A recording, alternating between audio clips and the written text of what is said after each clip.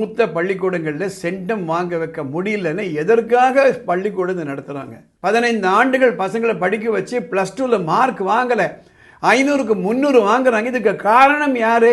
பள்ளி நிர்வாகங்கள். கொஞ்சம் யோசனை பண்ணி பாருங்கள். ஒரு பியூர் கிளாஸ் ஆஃப் வாட்டர் இருக்குது, தண்ணி இருக்குது, அதில் தினம் கொஞ்சம் விஷம் கலந்துகிட்டே வருது. அதை தெரியாமல் நம்ம தினம் சாப்பிட்டுட்டே இருக்கோம். என்ன ஆகும்? Slow poisoning.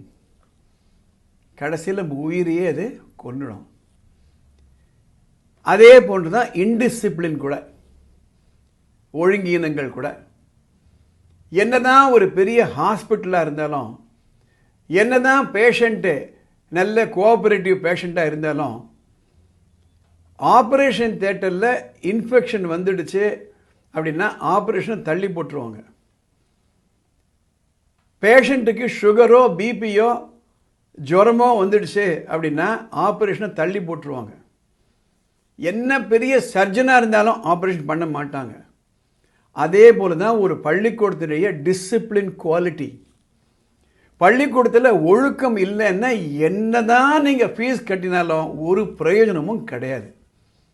ரொம்ப கஷ்டப்பட்டு தானுங்க சம்பாதிக்கிறோம்.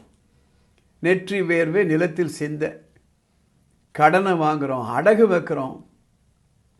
அந்த ஃபீஸை கட்டுறதுக்கு எவ்வளோ கஷ்டப்படுறோம். எதனால்?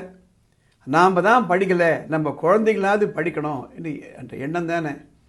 ஒரு வருஷம் ஃபுல்லாக குழந்தைங்களை ஸ்கூலுக்கு அனுப்பிச்சி மார்க் வாங்கலைன்னா யாருக்குங்க லாபம்? என்ன பிரயோஜனம்? அண்மையில் வந்த ஒரு 10th ஸ்டாண்டர்ட் ரிசல்ட்டை பற்றி நான் வீடியோ போட்டிருந்தேன்.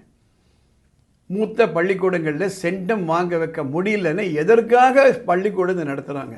இதுக்கு என்ன காரணன்றதை விளக்குவதற்காகத்தான் இந்த எபிசோட் நான் போடுறேன். ஒரு பள்ளிக்கூடத்தில் டிசிப்ளின் இல்லை, ஒபீடியன்ஸ் இல்லைன்னா என்னதான் நீங்கள் பணம் கட்டி படிக்க வச்சாலும் ஒரு பிரயோஜனமும் கிடையாதுங்க. கொஞ்சம் யோசனை பண்ணி பாருங்கள். வீட்டில் நம்ம குழந்தைகளுக்கு இன்டிசிப்ளின் சொல்லிக் கொடுக்குறோமா? கெட்ட வார்த்தை சொல்லிக் கொடுக்குறோமா? கீழ்ப்படிதல் வானாண்டத்தை சொல்லிக் கொடுக்குறோமா? இல்லையே. வீட்டில் டிசிப்ளின் தான் இருக்காங்க குழந்தைகள்.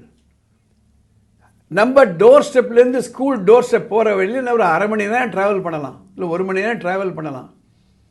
அங்கே கெட்ட வார்த்தைகளோ ஒரு இன்டிசிப்ளின் வர்றதுக்கு வாய்ப்புகள் மிக குறைவு. எங்கே அதிக மணி நேரம் நம்ம குழந்தைகள் இருக்காங்கன்னா காலையில் 9லிருந்து சாயந்தரம் 4:30 மணி வரை அந்த இடத்துல இருக்காங்க. பள்ளி நிர்வாகம் பள்ளிக்கூடத்துக்குள்ளே டிசிப்ளின் கொண்டு வரல, இன்டிசிப்ளின் அலோவ் பண்ணுறாங்க, கண்டும் காணாமல் இருக்காங்கன்னா that is the slow poisoning I am talking about. வகுப்பறையில் எப்படி இருக்குது? டீச்சர்களால் அந்த வகுப்பறையை கண்ட்ரோல் பண்ண முடியுதா?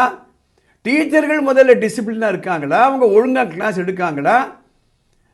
வகுப்பில் இருக்கக்கூடிய மாணவர்களை அட்டென்டிவாக வச்சுக்கிறாங்களா? அவங்கள சூப்பர்வைஸ் பண்ணுறதுக்கு ஒரு அமைப்பு இருக்கிறதா?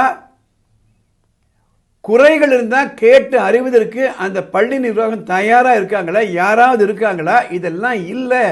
It's a slow poisoning. Please understand. ஒரு ஸ்கூலில் இன்டிசிப்ளின் வந்துடுச்சுன்னா நிறைய பேர் டீஸ் வாங்கிட்டு போயிடுவாங்க. அவங்களுக்கு பிரச்சனை கிடையாது.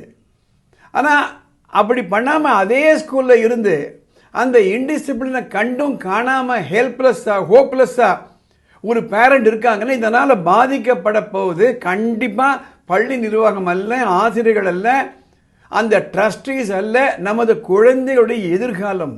10th +2 மார்க் வாங்க வைக்க முடியல. அதற்கு காரணம் ஒழுங்கினம்னா பெற்றோர்கள் நம்ம என்ன பண்ணிக்கிட்டு இருக்கோம்? ஒவ்வொரு பள்ளிக்கூடத்துலேயும் PTA இருக்கு, parent teachers association, school management கமிட்டின்னு இருக்கு. அதில் எல்லாம் டம்மி பீப்புளாக வச்சுருவாங்க, ஜால்ரா போகிறவளை வச்சுருவாங்க. SMCயில் ஸ்கூல் மேனேஜ்மெண்ட் கமிட்டியில் பெற்றோர்கள் எலெக்ஷன் நடக்கணும், நாம் போய் உட்காரணும். அப்போ தான் அங்கே என்ன நடக்குதுன்னு நமக்கு தெரியும். அந்த இடத்துல ஒழுக்கம் பற்றிய ஒழுங்கீனங்கள் பற்றிய நம்ம வாய்ஸ் கொடுக்கணும். அப்படி இல்லைன்னா we are wasting your money. 15 ஆண்டுகள் ஒரு சீட்டு கட்டி ஒரு பாலிசியை கட்டி அந்த பாலிசி நமக்கு திரும்பி வரலன்னா என்ன பிரச்சனையும் அத்தனை பிரச்சனை. 15 ஆண்டுகள் பசங்களை படிக்க வச்சு +2ல் மார்க் வாங்கலை, 500க்கு 300 வாங்குறாங்க. இதுக்கு காரணம் யாரு? பள்ளி நிர்வாகங்கள். பெற்றோர்களை பொறுத்தவரையில் இது போன்ற வீடியோ போட்டு அவங்களுக்கு நான் பெற்றோர் கல்வி இயக்கம் நடத்தி கொண்டு வருகிறேன். எனவே பெற்றோர்களே, உங்களது பள்ளியில் ஒழுங்கினம் அதிகமாக இருக்கிறது என்ற சைலண்டாக இருக்காது, போய் கேளுங்க, என்ன நடக்குதுன்னு போய் கேளுங்க. இது கேட்கலன்னா பிரச்சனை கண்டிப்பாக உங்கள் குழந்தைகளுக்கு தான். அதற்காகத்தான் இந்த வீடியோ போடுறேன். இந்த கமெண்ட் பாக்ஸில் போய் உடனே கமெண்ட் போடுங்க.